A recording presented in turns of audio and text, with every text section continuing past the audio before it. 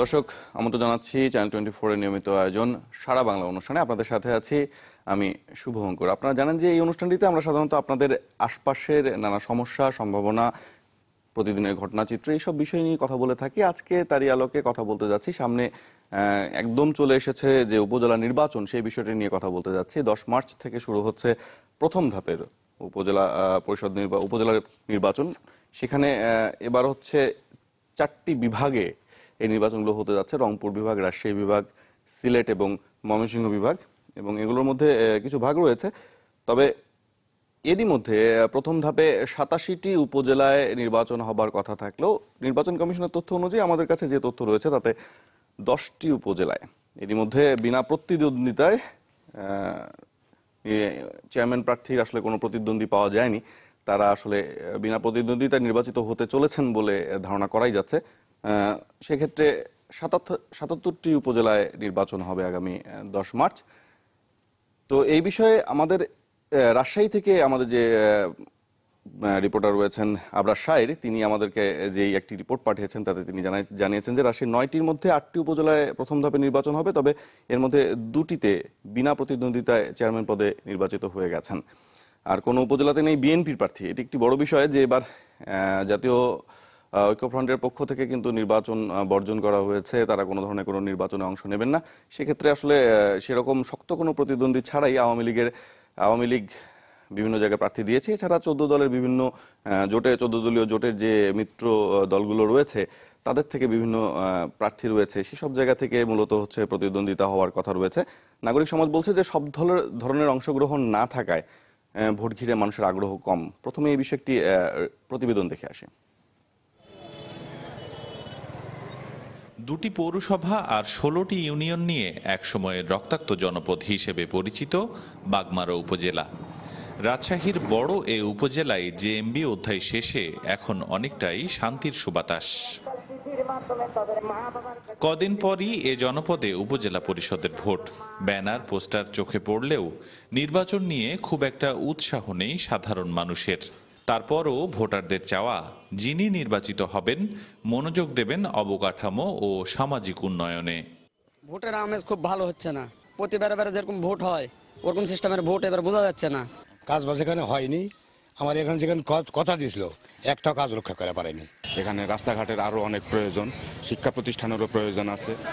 উপজেলার ভোট সুষ্ঠু করতে সব ধরনের ব্যবস্থা নেওয়া হয়েছে বলে জানিয়েছেন নির্বাচন কর্মকর্তা। এখানে আমাদের আইন শৃঙ্খলা পরিস্থিতি স্বাভাবিক রাখার জন্য যে পরিমাণে আইন শৃঙ্খলা বাহিনী মোতায়েন করা দরকার সেই রকম আইন শৃঙ্খলা বাহিনী মোতায়েন হবেই।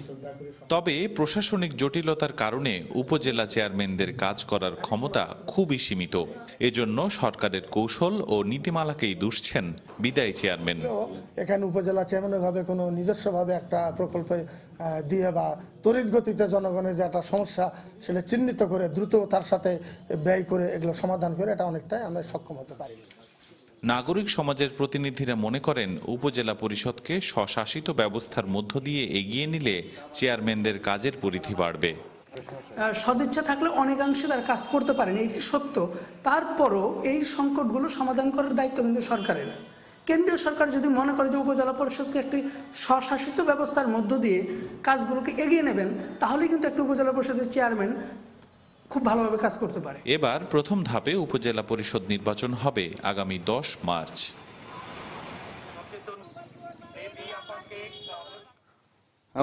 আমরা হচ্ছে দর্শক, আমরা হচ্ছে যেই রিপোর্টটি দেখছিলাম সেটি রাজশাহীর। আমরা আসলে শুরুতেই রাজশাহীতে একটু যেতে চাই। সেখানে আছেন আমাদের সহকর্মী আবরার শাহের। আবরার, শুরুতেই আপনার রিপোর্টটি দিয়ে আসলে আমাদের অনুষ্ঠানটি শুরু করলাম।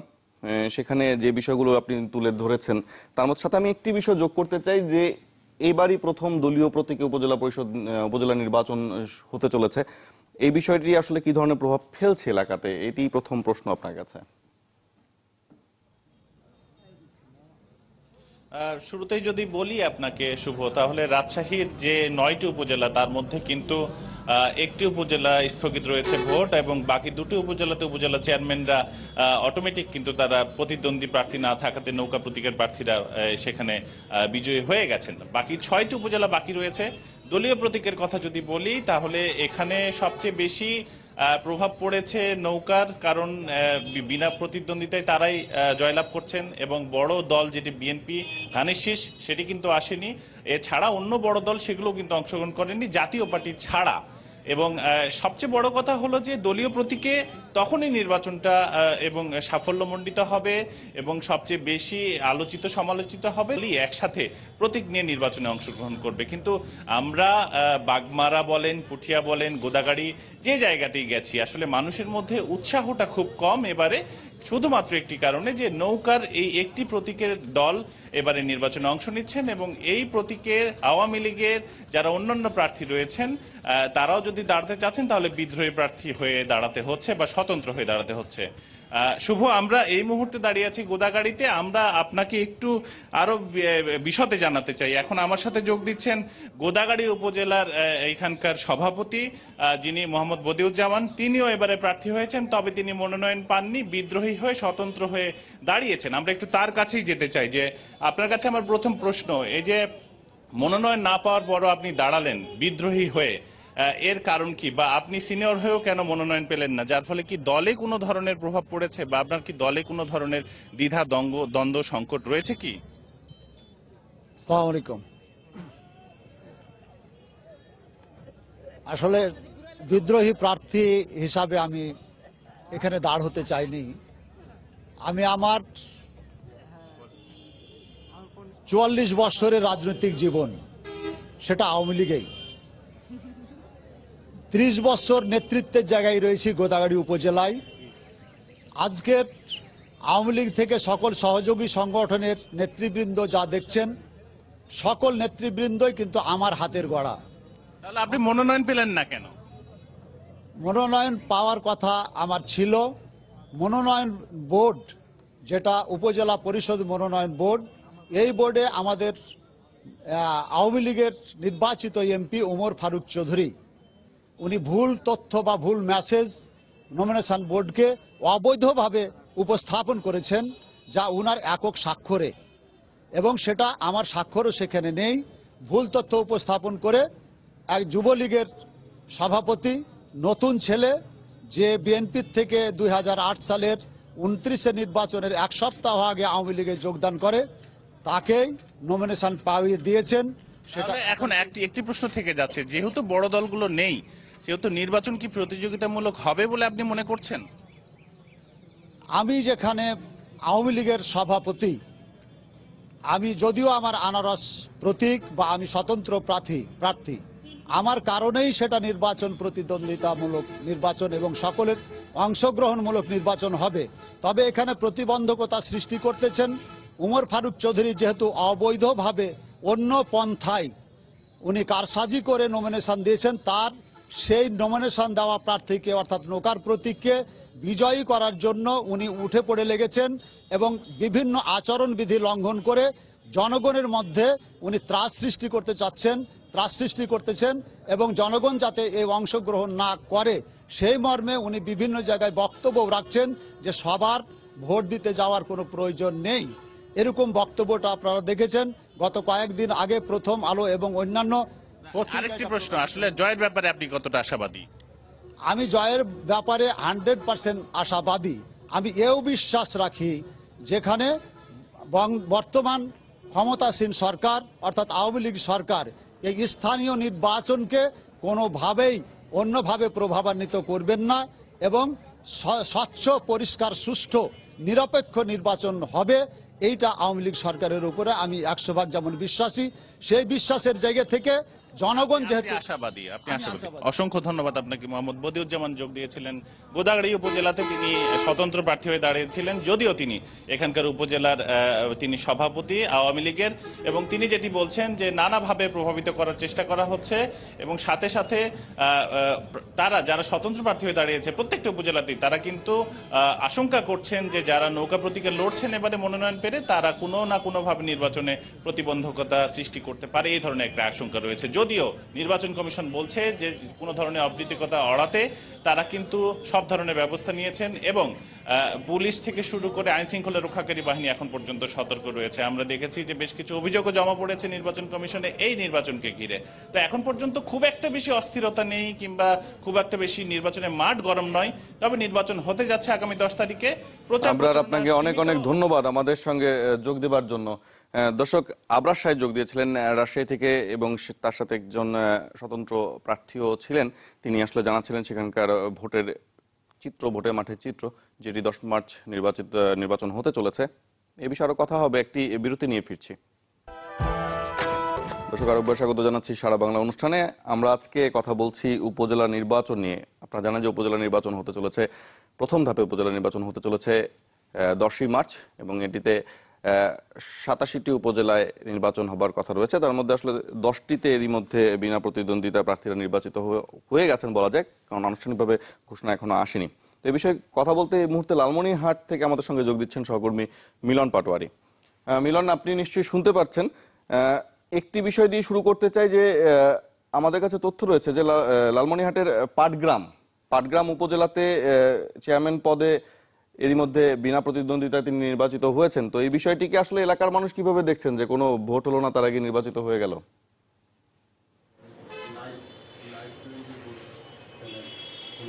শুভ, আপনি যা বললেন যে লালমনিরহাটের পাটগ্রাম উপজেলায় 2 জন প্রার্থী ছিলেন, একজন বিনা প্রতিদ্বন্দ্বিতায় জয়লাভ করছে, কিন্তু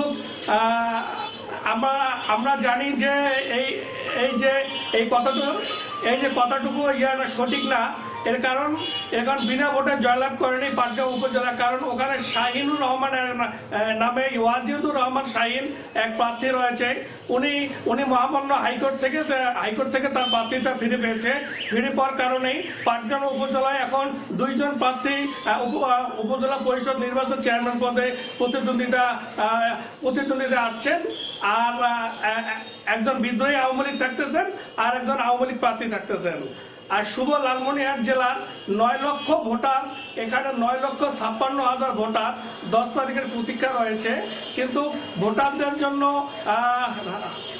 ভোটাররা অবস্থান করতেছে প্রার্থীদের দিকে, যে প্রার্থীরা জন্য তাদের যে গত নির্বাচনে যে প্রতিশ্রুতি দিয়েছিল তার জন্য আগামী নির্বাচনের পরবর্তীতে তারা যেন বাস্তবায়ন করে, কিন্তু ওই প্রতিশ্রুতি বাস্তবায়ন না করার কারণে ভোটাররা অনেক সময় দেখা যায় যে তারা উপজেলা বিমুখ অবস্থান করে।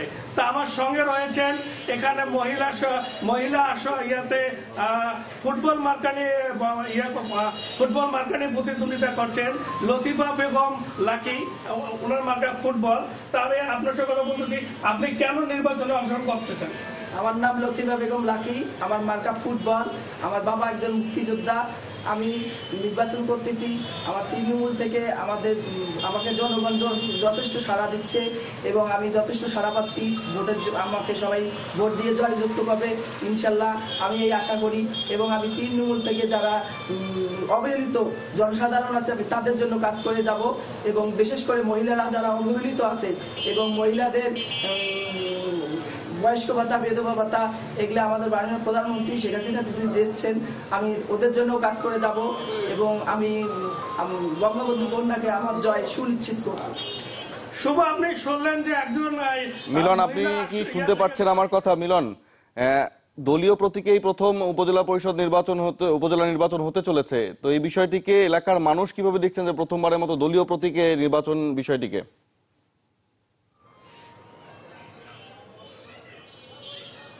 শুভ, আপনি বলছেন যে দলীয় প্রতীকের যে নির্বাচন, এখানে দলীয় প্রতীকের নির্বাচনের কারণে আপনার সাধারণ যে ভোটারের মধ্যে যারা বিভিন্ন রাজনৈতিক দলের যারা সমর্থন রয়েছে সেই সমস্ত ভোটারদের মাঝেই এবং আনন্দ উৎসব বিরাজ করছে। এবং যে দলের প্রার্থী সেই দলের প্রার্থীরও পক্ষ কাজ করতেছে।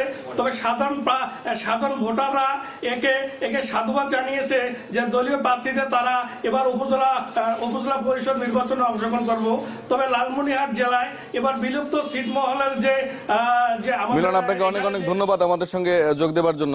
দর্শক, লালমনিরহাট থেকে মিলন পাটোয়ারি আমাদের সঙ্গে যোগ দিয়েছিলেন, জানাচ্ছিলেন সেখানকার নির্বাচনে মাঠের খবরাখবর। আরেকটি বিরতি নিয়ে ফিরছি, সাথেই থাকুন। স্বাগত জানাচ্ছি সারা বাংলা অনুষ্ঠানে। আপনারা জানেন যে আজকে আমরা কথা বলছি উপজেলা নির্বাচন নিয়ে। আমরা বিভিন্ন জায়গায় আমাদের সহকর্মীরা রয়েছেন, তাদের সাথে কথা বলছি, সেখানকার খবরাখবর নিচ্ছি, সেখানকার ভোটের মাঠে চিত্র নিচ্ছি। আমাদের এই মুহূর্তে আমাদের সঙ্গে যোগ দেবেন সুনামগঞ্জ থেকে সহকর্মী AR জুয়েল।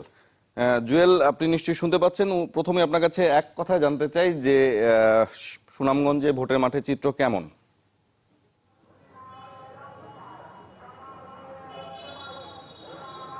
আপনি জানেন আসলে প্রথম ধাপেই সুনামগঞ্জে 10টি উপজেলা নির্বাচন, একটি উপজেলা নির্বাচন হচ্ছে না এই সময় মেয়াদের কারণে। আসলে নির্বাচনে জাতীয় নির্বাচন কিছুদিন আগেই মাত্র গেল, তার রেশনাকাতি আরেকটি নির্বাচন। আমরা ভোটার মাঠের খবর আসলে বিভিন্ন উপজেলা আমরা ঘুরেছি, ভোটারদের কাছে জানতে চেয়েছি। তাদের আসলে মূলত বক্তব্য হচ্ছে যে যেহেতু উপজেলা পরিষদ তেমন একটা কার্যকর ভূমিকা রাখতে পারেনি গেল কয়েক বছর নির্বাচনে, উপজেলা পরিষদ উন্নয়নে বা যোগাযোগ চিকিৎসা তেমন কোনো উন্নয়ন তারা দৃশ্যমান দেখতে পারেনি উপজেলা পরিষদের কাছ থেকে। তাদের ধারণা এটা দৃশ্যত একটা শুধুই একটা নির্বাচন এবং একটি পদবি এবং একটি চেয়ার, এছাড়া কোনো উন্নয়নের ভূমিকা দেখতে পারেনি। তারপরেও তাদের দাবি বা আশা যে এবার যেহেতু এই নির্বাচন হচ্ছে এবং নির্বাচনে আসা তাদের যে উন্নয়নকে তারা এই কার্যকর একটি উপজেলা পরিষদ গঠন করে এলাকার উন্নয়নে কাজ করবে। যেহেতু আপনি জানেন এটি হাওর এলাকার যে উন্নয়ন এবং হাওর এলাকার যে যোগাযোগ চিকিৎসা সবটি ক্ষেত্রে সরকারের একটা উন্নয়নের সমন্বয় ঘটবে এই উপজেলা পরিষদে। এছাড়া আপনি জানেন যে সুনামগঞ্জ 10টি উপজেলা আসলে 32 জন প্রার্থী নির্বাচন করছেন। যদিও বিএনপি কেন্দ্রীয়ভাবে নির্বাচনে অংশগ্রহণ করছে না, তারপরও 4টি উপজেলায় প্রায় 6 জন প্রার্থী এবং 4 জন চেয়ারম্যান প্রার্থী নির্বাচন করছেন। এছাড়া বলা যায় এই প্রায় 16 জন আওয়ামী লীগের বিদ্রোহী প্রার্থী আছেন সেই 10 জন উপজেলা পাশাপাশি। তো বেশ কিছু উপজেলায় আওয়ামী লীগের প্রতিদ্বন্দ্বী আওয়ামী লীগই আছেন এবং 4টি উপজেলায় আওয়ামী লীগ বিএনপি মূলত প্রতিদ্বন্দ্বিতা হচ্ছে। জুয়েল, এখান থেকে একটি প্রশ্ন করার আছে যে এবারই প্রথম দলীয় প্রতীকে উপজেলা নির্বাচন হতে চলেছে, সেখানে একটি বড় অংশ যাদের সমর্থক রয়েছে তারা এবার নির্বাচনে অংশ নিচ্ছে না। বিএনপি বা জাতীয় ঐক্যফ্রন্ট জোট তারা কোনোভাবে নির্বাচনে অংশ নিচ্ছে না। এই দলীয় প্রতীকের নির্বাচন সেক্ষেত্রে একটি দলের প্রতীক সেক্ষেত্রে কোনো ধরনের বড় ধরনের প্রভাব ফেলছে, মানুষ কি বলছে?